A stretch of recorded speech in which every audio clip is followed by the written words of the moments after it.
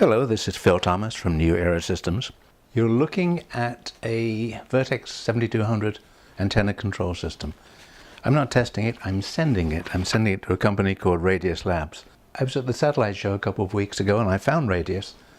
And what they do, they make complete antenna control systems that are compatible with Vertex, amongst others.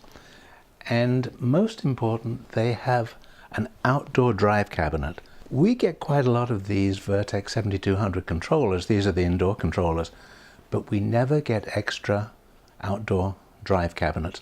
That's because when you buy an antenna, you just buy one of those, but you often buy multiple of the indoor controllers, not just the 7200. There's several different indoor controllers. But anyway, we have these. We need outdoor drive cabinets. Radius Labs seem to make them.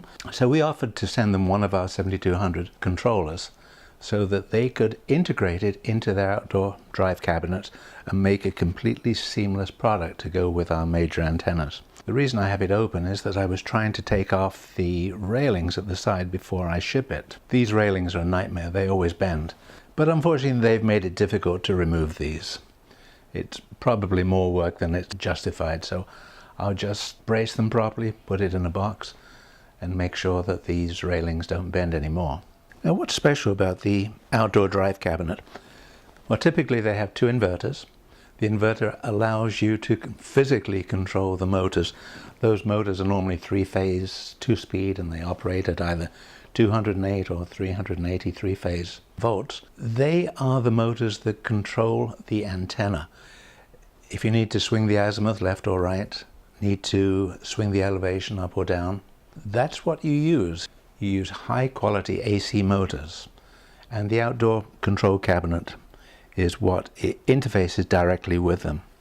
Now, I say three-axis control.